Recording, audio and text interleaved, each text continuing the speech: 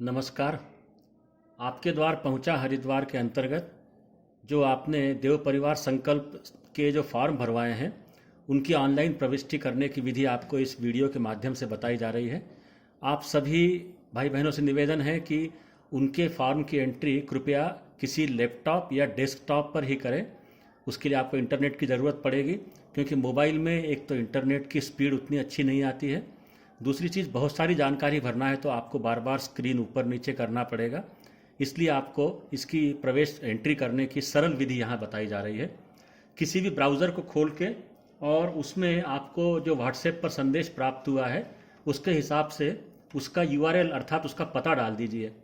पता आपको हम एक बार दोहरा देते हैं, पूरा आपको टाइप करना पड़ेगा HTTPS, फिर उसके बाद में कोलन मतलब दो बिंदी, फिर बैकस्लैश ऐसी आड़ी लकीर जैसा दिख रही है, frm.awgp.in, फिर सिंगल स्लैश, फिर फॉर्म्स, फिर सिंगल स्लैश, फिर AAP आप, फिर अंडरस्कोर, फिर KEK, फिर अंडरस्कोर, फिर DWAR द्वार, अंडरस्कोर PAHUCHA पहुंचा, अंडरस्कोर हरिद्वार। ये डालेंगे तो आपके सामने ये स्क्रीन आएगा। इस स्क्रीन में यहाँ पर आपको इस तरफ दो कॉलम दिख रहे होंगे और इस तरफ दो बटन दिख रहे होंगे, गेट OTP और लॉगिन। तो आप जैसे इसमें यहाँ पर क्लिक करेंगे मोबाइल नंबर पे, तो इसमें जो व्यक्ति एंट्री कर रहा है उसका मोबाइल नंबर डालना है। इस मोबाइल नंबर को डालने के पीछे एक उद्देश्य यह है कि किसने एंट्री की है उसकी जानकारी आपको प्राप्त हो जाएगी। किसी का नाम यहाँ नहीं लिख रहे हैं। जैसे मैं अपने मोबाइल नंबर से एंट्री कर रहा हूँ तो मैं अपना यहाँ मोबाइल नंबर डालूँगा। ये मोबाइल नंबर एक बार डालने के बाद 24 घंटे तक चलेगा। जब भी वो व्यक्ति उस कंप्यूटर पे इसको ऑन करेंगे तो सीधा दूसरा स्क्रीन आएगा, बार बार ये डालना नहीं पड़ेगा।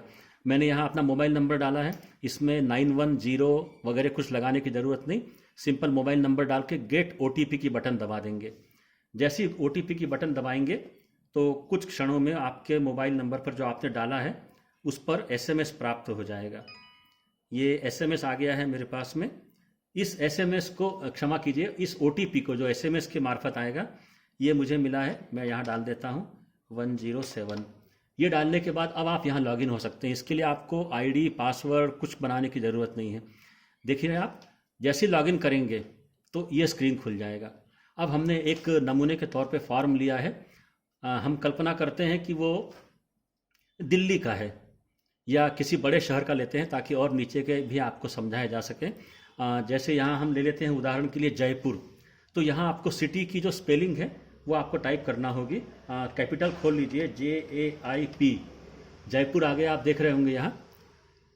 इसको अब क्लिक कर दीजिए, अभी नहीं आया है, दोबारा से क्लिक करना पड़ेगा। कभी कभी कनेक्टिविटी के कारण इसमें दिक्कत हो जाती है। ये हमने डाला जयपुर।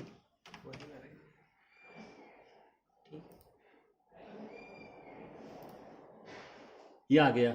अब जयपुर के अंतर्गत जितने चेतना केंद्र, नीचे आप देख रहे होंगे जयपुर लिख के आ गया है। ऊपर के कॉलम को छोड़ दीजिए, नीचे जयपुर आया है। अब इसमें जयपुर में या आपके शहर में जहाँ भी आप रह रहे हैं अगर एक से अधिक केंद्र हैं तो वो एक से अधिक केंद्र आपको सब यहाँ पर दिखाएगा।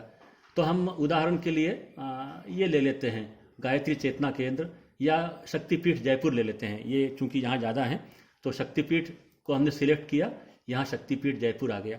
इसमें आपको ध्यान ये रखना है, आप कहेंगे कि हम कौन सा डालेंगे, तो आपकी टोली जिस भी शक्तिपीठ से वो फॉर्म लेकर के गई, वो किट लेकर के गई है, उसका नाम आप डाल सकते हैं। कोई भी हो सकता है, वो प्रज्ञा केंद्र हो सकता है, शक्तिपीठ हो सकता है। तो हमने यहाँ गायत्री शक्तिपीठ जयपुर सिलेक्ट किया है। अब यहाँ पर हमारे फॉर्म की एंट्री चालू हो जाती है। आप देख रहे होंगे इतना बड़ा फॉर्म है और ये यहाँ पर सबमिट और ये लिखा हुआ है, तो इसकी भी आपको विधि बताएंगे। यहाँ पर लिखा हुआ है नेम, तो ये नेम उस व्यक्ति का डालना है जिसके घर में हमने देव परिवार का संकल्प पत्र भरवाया है। तो हम कल्पना करते हैं कि हमने राजेश कुमार के यहाँ किया है, तो राजेश कुमार जी का नाम यहाँ लिख देंगे, राजेश KUMAR कुमार।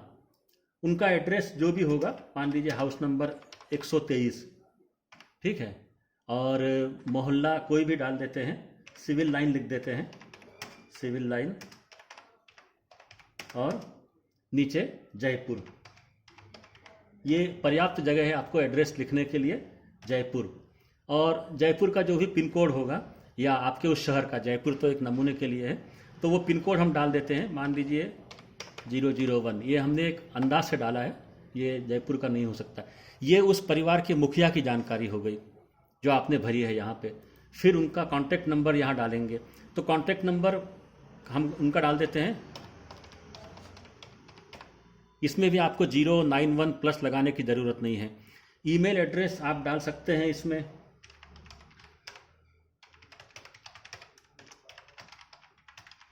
या आपने डाल दिया ईमेल एड्रेस। अगर वो सही है तो नीचे अपने आप लिख करके आ जाता है, नहीं हो, लेकिन ईमेल एड्रेस अगर नहीं है तो आपको परेशान होने की ज़रूरत नहीं है। व्हाट्सएप नंबर भी अगर नहीं है तो परेशान होने की ज़रूरत नहीं, अगर है तो डालना है, क्योंकि ये जानकारी हमें आगे बहुत काम आएगी। अब ये हमने उस घर के परिवार के मुखिया का नाम, पता, और ये जयपुर लिखा ही हुआ है, सिटी पिन कोड हो गया उसका, ये उनका मोबाइल नंबर, व्हाट्सएप नंबर, अगर एक है तो एक डालें, दो है तो दो डाल सकते हैं, और ईमेल एड्रेस। उसके बाद में यहाँ पर उस मुखिया के पिता का नाम, तो यहाँ पर हम पिता का नाम लिख देंगे राधे श्याम जी, राधे श्याम, जो भी उनका सरनेम नहीं लिख रहे हैं हम यहाँ पे। उसके बाद में ये सारे कॉलम आपको उस फॉर्म में मिल जाएंगे, उसी के मुताबिक आपको भरना है, तो आपको कोई दिक्कत नहीं आएगी।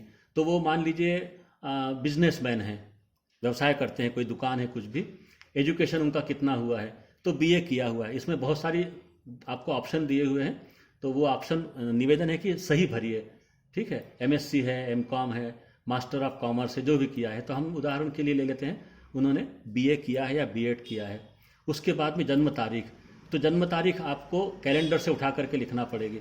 ये कैलेंडर खुल गया, इस कैलेंडर को आप जैसे ही ड्रॉप डाउन करेंगे तो ये यहाँ पे सन आ गए, पहले सन आपको सिलेक्ट करना पड़ेगा। तो उनका जन्म हम कल्पना करते हैं कि 1993 का है, 1993 में जनवरी के महीने में जैसे आप इसको क्लिक करेंगे तो जनवरी 93 आ गया। देखिए जनवरी 93 में मान लीजिए उनका 26 जनवरी को जन्म है, तो ये आ गया, 1 मतलब जनवरी, 26 मतलब तारीख, और 93। और डेट ऑफ मैरिज, अगर अकेले हैं तो उसको छोड़ देना है, और अगर जैसे शादीशुदा हैं, विवाहित हैं, तो आप इनके डेट ऑफ मैरिज 93 में हुआ है तो 20 वर्ष 21 वर्ष की आयु, मतलब ये मानते हैं कि 2015 में उनकी शादी हुई, 2015 में मार्च में, मार्च की कोई भी डेट ले लेते हैं, 10 मार्च ले लेते हैं, ये इनकी विवाह की तिथि हो गई, 20-21 साल की आयु में उम्र इनका वो हो गया। अगर ये मान लीजिए गलत होता है तो आप देख रहे हैं यहाँ क्रॉस बना हुआ है, इसको आप क्रॉस करेंगे तो ये डब्बा खाली हो जाएगा, फिर से आप सही डेट डाल सकते हैं। निवेदन है कि ये जानकारियाँ जरूर भरिए, क्योंकि आपको बाद में जन्म दिवस संस्कार, विवाह दिवस संस्कार करवाने भी उनके यहाँ जाना पड़ना है, तो ये सही भरें। अब यहाँ आप देख रहे होंगे फैमिली डिटेल्स, तो आपको जो फॉर्म मिला है, जो आपने भरा है, उसमें नीचे फैमिली डिटेल्स भी दिए हैं। तो फैमिली से यहाँ आशय उस परिवार में राजेश कुमार जी की पत्नी, राजेश कुमार जी के बच्चे, और अगर उनके माता पिता उनके साथ हैं तो उनका लिखना है। अगर संयुक्त परिवार है तो बहुत लंबा चौड़ा विवरण लिखने की बहुत आवश्यकता नहीं है, उस परिवार का मुख्य विवरण लिखें।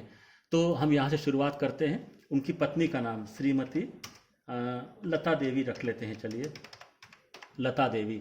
बहुत लंबा फील्ड है ये, और आप देख रहे होंगे छोटा सा है, लेकिन इसमें बहुत सारे कैरेक्टर आते हैं, तो आप पूरा नाम भी लिख सकते हैं। लंबा खंडेलवाल सरनेम है या ऐसा कोई है तो कोई आपको चिंता करने की ज़रूरत नहीं है। उसके बाद में ये इनकी जन्म तारीख लिखेंगे, तो इसकी भी विधि वही है। इनकी जन्म तारीख 93 थी, तो ये भी मान लीजिए इनका 94 का बर्थ है, वो आपको एक्चुअल भरना है 94 मार्च, और 94 मार्च में 1। अब विवाह तिथि लिखना है, तो चूंकि पत्नी है तो स्वाभाविक रूप से विवाह तिथि उनकी उतनी वही आएगी जो भाई साहब की थी। तो यहाँ पर आप देखेंगे ये मंथ आ गया, तो इनकी विवाह तिथि थी 10 मार्च 2015, तो यहाँ कर देंगे 03-10-2015। तो ये देखिए आ गया, इसको क्लिक कर दीजिए, ये हो गया। अब बहन जी का मोबाइल नंबर है तो ज़रूर लिखिए, नहीं है तो छोड़ सकते हैं। फिर उनका एजुकेशन, तो उन्होंने भी बीए किया है, ठीक है। ऑक्यूपेशन में कोई नौकरी नहीं करती है, गृहिणी है तो हाउसवाइफ लिख दीजिए। और रिलेशन में देखिए बहुत सारे रिलेशन दिए हुए हैं यहाँ पर, तो ये पत्नी है तो यहाँ पर अपन वाइफ लिख देंगे, डब्ल्यू में आएगा ये वाइफ। ये रिलेशन इनके साथ, राजेश कुमार जी के साथ, ठीक है। यहाँ तक भर लिया। अब उनकी एक बिटिया भी है, तो यहाँ पर देखिए ऐड रो है, ऐड रो कर दीजिए। बेटी का नाम है गुंजन, लड़का है तो लड़के का नाम लिख देंगे। अब उसकी जन्म तारीख जैसे 2015 में शादी हुई तो मान लीजिए 17 है, तो यहाँ लिख देंगे जून 15 2017। ये आ गया आपका कैलेंडर, इसको क्लिक कर दीजिए। डेट ऑफ मैरिज अभी छोटी है तो छोड़ देंगे, और 3 ही साल की है तो अभी पढ़ नहीं रही है, ऑक्यूपेशन छोड़ दीजिए, इसको ज़रूर भर दीजिए तो ये डॉटर हो जाएगा, तो ये डॉटर लिख दीजिए आप। और कोई है जैसे बेटा है मान लीजिए, तो बेटे का नाम लिख दीजिए आर्यन। इसका जन्म अभी हुआ है तो इसको आप दिसंबर 15 2019, 2019, ये 15 दिसंबर, ठीक है। इसका भी डेट ऑफ मैरिज का प्रश्न नहीं, मोबाइल नंबर नहीं, कुछ नहीं, तो ये हो जाएगा सन, तो आपको एस में मिलेगा सन, ये सन हो गया, ठीक है। अगर उनके माता पिता है, ये आर्यन की स्पेलिंग गलत हो गई, सुधार दी मैंने आर्यन।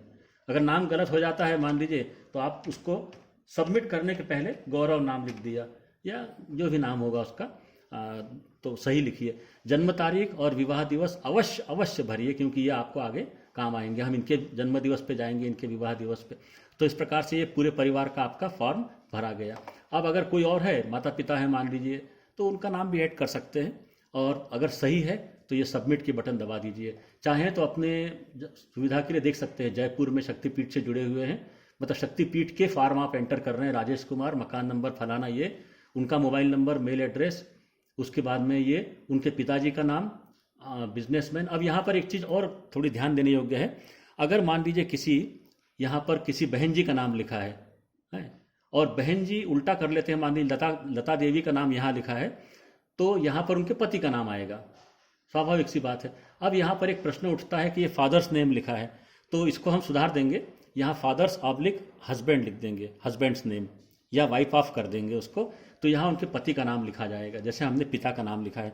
क्योंकि आमतौर पे हमारे यहाँ पर विवाह के बाद पति का नाम चलता है, लेकिन अगर कोई बहन जी पिता का नाम लिखती है तो आप उनको रोकिए मत कि नहीं बहन जी, हो अपनी अपनी मान्यता और अपनी अपनी है। फिर उनका ऑक्यूपेशन लिखना है, बहन जी का गृहिणी है, टीचर हैं, जो भी है, तो ये जानकारी उनकी भराएगी इस प्रकार से। और यहाँ पति का नाम और यहाँ बच्चों का नाम, इस प्रकार से ये फॉर्म आपका भरा गया। भरने के बाद इसको आप सबमिट कर दीजिए। एक बार निवेदन है कि फिर से चेक कर लीजिए, सबमिट जो ही करेंगे, देखिए ये आ गया, एंट्री सेव सक्सेसफुली। इसको थोड़ा वो कीजिए आपके जानकारी के लिए, ये देखिए दिख रहा होगा आपको, एंट्री सेव सक्सेसफुली। इसका मतलब आपने जो फॉर्म भरा है वो सही हो गया है। अब इसको हम ओके कर देते हैं। आप देख रहे होंगे ये पूरा फॉर्मेट खाली हो गया है।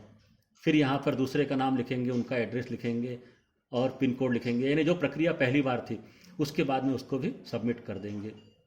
तो ये जो डाटा आप भरेंगे और जो आप फॉर्म से एंट्री करें, उस फॉर्म के ऊपर कोई ऐसा निशान लगा दें कि भाई इसको चढ़ा दिया गया है, क्योंकि इसमें डुप्लीकेट जांच करने की अभी कोई विधि नहीं डाली गई है, बहुत कॉम्प्लिकेटेड हो जाता। तो निवेदन है कि उस फॉर्म पे कोई ऐसा निशान लगा लें कि चढ़ा दिया गया है, या लाल पेन से टिक लगा दें, या चढ़ाने वाला अपना नाम लिख दे, संक्षेप में, बहुत बड़े अक्षर में नहीं, ताकि वो दोबारा से न चढ़े और आपको भी कन्फ्यूजन ना हो। ये डाटा जब पूरा हो जाएगा तो ये हम आपको आपके जोन, उपजोन या जो भी संबंधित संगठन है उसके माध्यम से भिजवाएंगे, ताकि उस केंद्र पर इसका पूरा पक्का रिकॉर्ड रहे। और आप लोग जो भी इसके बाद का अनुयाज का क्रम है, जैसे सबसे पहला अनुयाज तो विवाह दिवस और संस्कार कराने का है, दूसरा अनुयाज साहित्य का है, तीसरा अनुयाज गृह गृह गायत्री का है, तो इन सब के लिए आपको बड़ी आसानी हो जाएगी, आपको पन्ने पलटने की ज़रूरत नहीं पड़ेगी। तो निवेदन है कि आप लोग इसको अवश्य भरें, क्योंकि ये आपकी एंट्री ही शांति कुंज तक एक प्रमाण के रूप में पहुंचेगी कि इतने घरों में आपके द्वारा संपर्क किया गया है। तो ये वीडियो विशेष तौर पे इसीलिए अपलोड किया गया है। URL आप लोग देख लीजिए, ये पूरा पता आपको लिखना पड़ेगा। इसके बाद में जब आप सेकंड टाइम करेंगे तो आपको ये करने की ज़रूरत नहीं पड़ेगी, आपका कंप्यूटर सीधे यहीं खुलेगा। फिर यहाँ आप जयपुर की जगह कुछ और शहर डाल सकते हैं, जैसे आपने जयपुर की जगह अहमदाबाद डाल दिया तो ये अहमदाबाद आ गया। आप अहमदाबाद को क्लिक कीजिए, तो अभी थोड़ा सा समय लगेगा इसमें, अहमदाबाद, नीचे अहमदाबाद लिख के आ जाएगा। हमारे भी कनेक्टिविटी में थोड़ी दिक्कत आ रही है। फिर अहमदाबाद में जो वो केंद्र होंगे, उन केंद्रों को आप चुन करके और फिर बाकी की प्रक्रिया पूरी कर सकते हैं। माने जिस केंद्र से आपने ये फॉर्म लिए हैं या जो किट बांटी है, उस केंद्र का नाम आपको यहाँ लिखना है। और अगर सिंगल है तो कोई प्रश्न ही नहीं है चयन करने का। तो ये डाटा आप भरेंगे, ये डाटा हमको यहाँ दिखाई देना शुरू हो जाएगा, और जब ये प्रक्रिया पूरी हो जाएगी तो सारा डाटा आपको हम क्षेत्रवार, अंचलवार, जोनवार जैसे भी आप तक पहुंचा देंगे। बहुत बहुत धन्यवाद। और इस बारे में कोई भी आपको शंका हो तो आप हमें मेल कर सकते हैं अपने जोन उपजोन के माध्यम से। जहां टोलियां चल रही हैं वो टोलियों के माध्यम से आप हम तक संपर्क कर सकते हैं। लेकिन निवेदन ये है कि इसको ऑनलाइन ज़रूर एंटर कीजिए। शांति कुंज या अपने जोन या जयपुर या अहमदाबाद या भोपाल या महाराष्ट्र कहीं मत भिजवाइए, उसको एंटर करके और अपने पास रिकॉर्ड में फाइल करके रख लीजिए।